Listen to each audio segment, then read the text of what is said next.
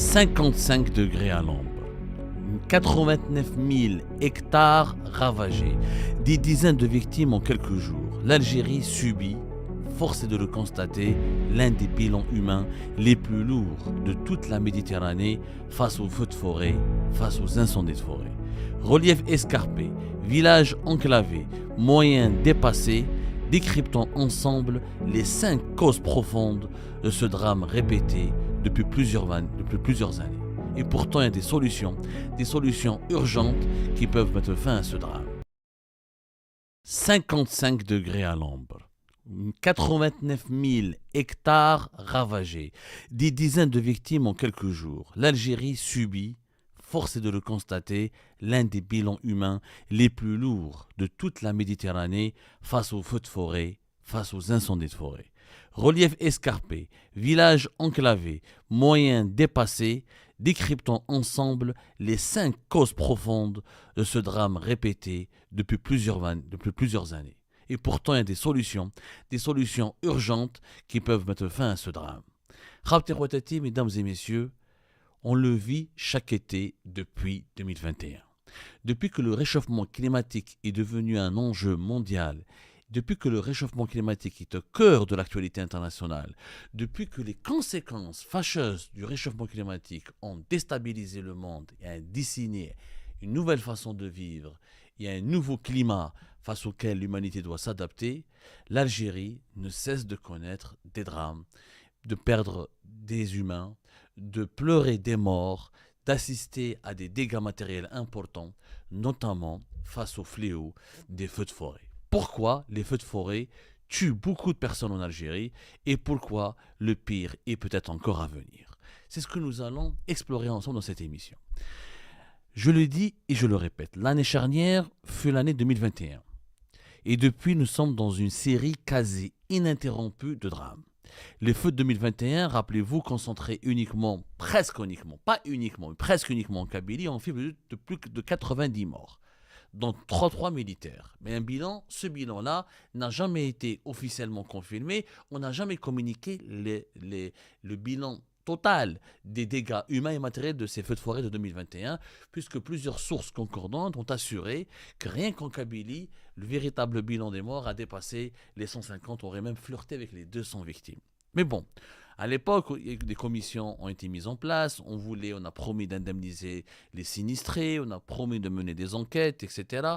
Mais on n'a rien vu venir, on n'a jamais vu un bilan chiffré, des statistiques confirmées, ni des comptes rendus concernant ce que l'État a fait pour réparer ce qui a été détruit et ce qui a été ravagé en 2021. Et puis, nous avons connu l'année suivante, en août 2022, les incendies ont fait 44 morts dans plusieurs wilayas. Taraf, à l'époque en 2022, a payé le plus lourd tribut avec 36 décès et 5670 hectares dévastés. En juillet 2023, l'année d'après, 140 incendies déclarés dans 17 wilayas. Ils ont tué au moins 34 personnes, dont 10 militaires, et blessé environ 325 personnes, tout en forçant l'évacuation de plus de 1500 habitants. Et l'été 2026, cette année, il commence malheureusement très mal. L'Algérie est déjà en deuil. Un premier bilan officiel fait état de 6 morts dans les feux de forêt qui touchent plusieurs régions, notamment de l'Est algérien. Si on fait un calcul, si on fait un simple bilan, en 5 ans, près de 180 personnes ont péri dans les flammes en Algérie à cause des feux de forêt. En 5 ans, 180 personnes. C'est l'un des bilans les plus lourds de tout le bassin méditerranéen. En clair, l'Algérie est l'un des pays dans lequel on meurt le plus à cause des feux de forêt. Quelles sont les raisons ? Pourquoi ? Nous avons identifié 5 raisons. Ce sont les raisons qui ont été d'ailleurs étudiées, explorées, et les experts du climat et des feux de forêt, du réchauffement climatique sont unanimes autour de ces 5 raisons. D'abord, nous avons une population ou des populations qui vivent dans les forêts. On a énormément d'urbanisation à côté des espaces forestiers. Et ça, c'était une énorme erreur. Alors que dans les autres pays méditerranéens, il y a eu beaucoup moins de morts, puisqu'il y a une séparation quand même entre les espaces forestiers et les villes. Les villes ne ravagent pas les forêts. Quand il y a des constructions à côté des forêts, il y a des dispositifs de vigilance où c'est un urbanisme beaucoup plus harmonieux. Nous, malheureusement, on l'a dit dans une émission précédente, il y a au moins 5 millions d'Algériennes et d'Algériens qui vivent dans les wilayas, dans les régions à côté de forêts. En Kabylie, par exemple, il y a des centaines de villages qui sont imbriqués dans le couvert forestier, souvent accessibles par une seule route de montagne. Et quand le feu arrive, force est de constater que la fuite est parfois impossible.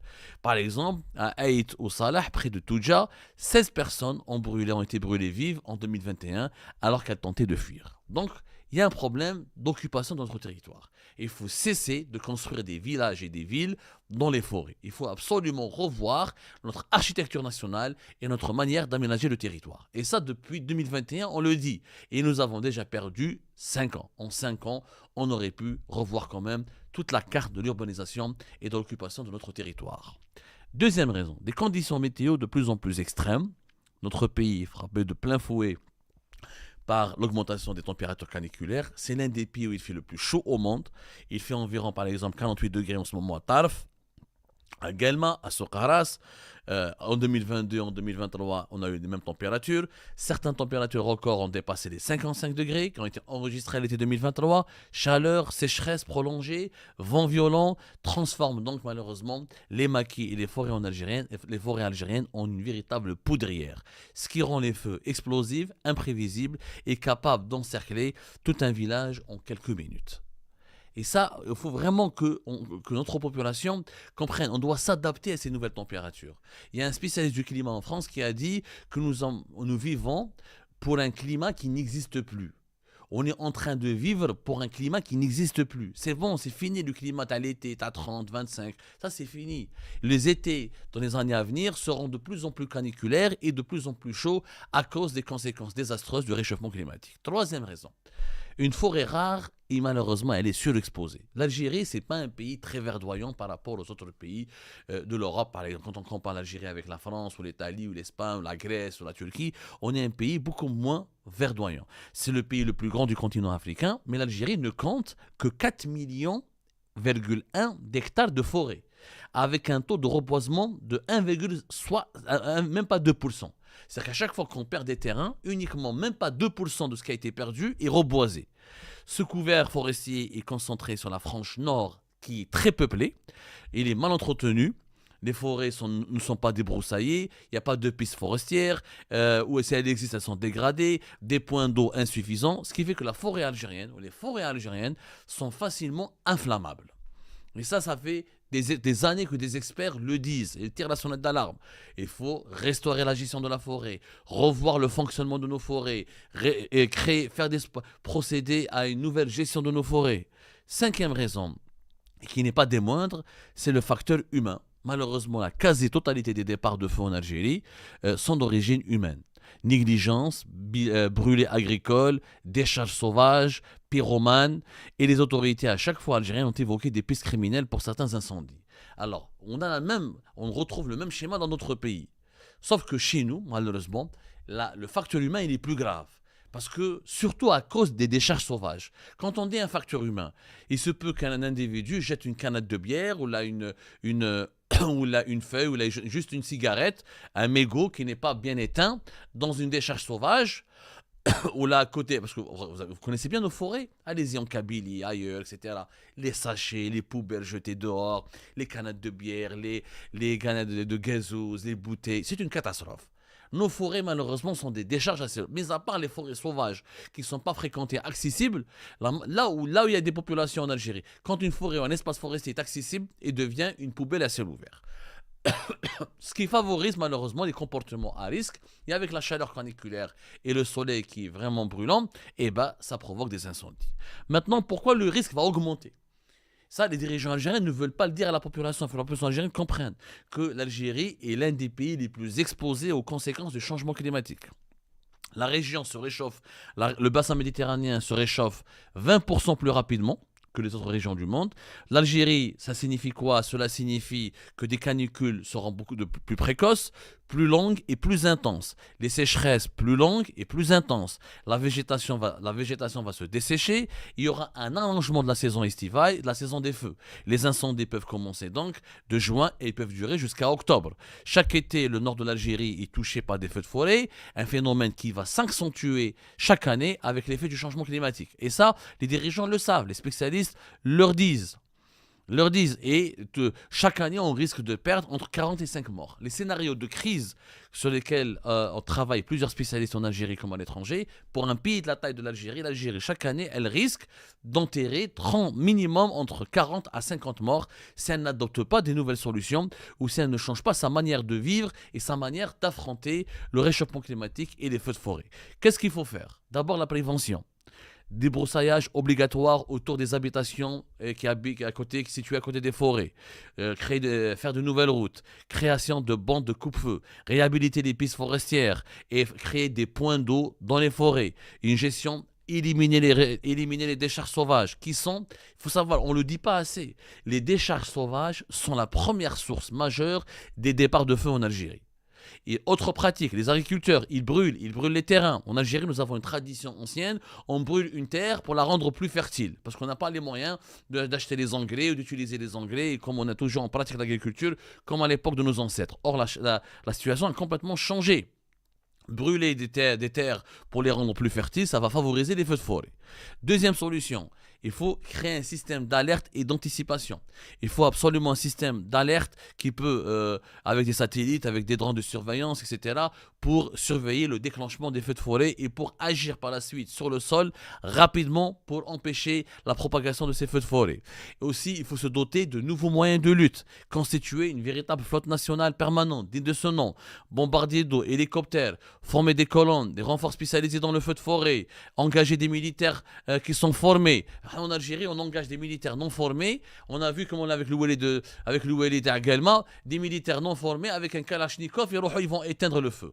Comment un militaire, Jamais l'Algérie n'a connu une telle feu de forêt avec des Kalachnikov ou là, avec un tank c'est du n'importe quoi. À un moment donné, il faut vraiment se doter de formation et de moyens adaptés. Notre ennemi, c'est les feux de forêt. On ne fait pas la guerre à une armée. Les feux de forêt, c'est la nature. Les MiG, les chars, les kalachnikovs et les pistolets ne servent à rien. Il faut former des renforts spécialisés dans les feux de forêt. Plutôt que d'engager, encore une fois, des jeunes militaires non formés qui peuvent mourir, comme c'était le cas en 2021 avec 33 militaires qui ont perdu la vie. Et d'autres raisons, protéger les villages. Il y a des villages situés aux côtés dans les forêts où on les évacue, on décide, comme j'ai dit au début, de réaménager totalement la carte d'occupation de notre territoire, où il faut que les villages soient construits avec des matériaux et il faut qu'il y ait une manière de vivre qui soit harmonieuse et qui corresponde aux besoins de la protection de la forêt. Enfin, il faut absolument que l'Algérie procède à un reboisement intelligent. Il faut replanter avec des essences, il faut replanter des arbres qui sont moins inflammables, créer une mosaïque d'arbres, changer les cultures, les pâturages, plutôt que d'avoir les mêmes massifs continus de résineux avec ce qu'on appelle les arbres résineux. Et il faut absolument changer les plantations d'arbres dans notre pays et planter des arbres qui sont beaucoup moins inflammables et qui peuvent résister davantage à la chaleur de l'été ou aux températures caniculaires. C'est comme ça qu'on pourra réduire le risque des feux de forêt et éviter l'abandon des terres. Surtout, il faut indemniser les sinistrés. Quand un sinistré n'est pas indemnisé, et ben quand il y a un sinistre, il abandonne sa ferme, il abandonne son terrain, on a sa propriété, et elle devient à l'abandon, elle n'est pas entretenue, et l'été suivant, elle va devenir un point inflammable qui peut favoriser le déclenchement d'un feu de forêt. Donc le reposement est plus que jamais nécessaire. En résumé, l'Algérie ne peut pas empêcher les canicules, ni aucun pays à travers le monde ne va empêcher les canicules, aucune autre puissance au monde ne peut empêcher le réchauffement climatique pour le moment, mais l'écart entre 90 morts et 0 morts, comme on le voit dans d'autres pays où il y a des feux de forêt, où il y a des canicules, il est quand même immense. Il faut réduire cet écart. En réalité, on ne va pas empêcher la canicule et le réchauffement climatique, mais on peut sauver des vies et on peut réduire l'ampleur des dégâts. Et c'est ça qu'il faut absolument, c'est cette approche qu'il faut privilégier en urgence avant que ce soit trop tard.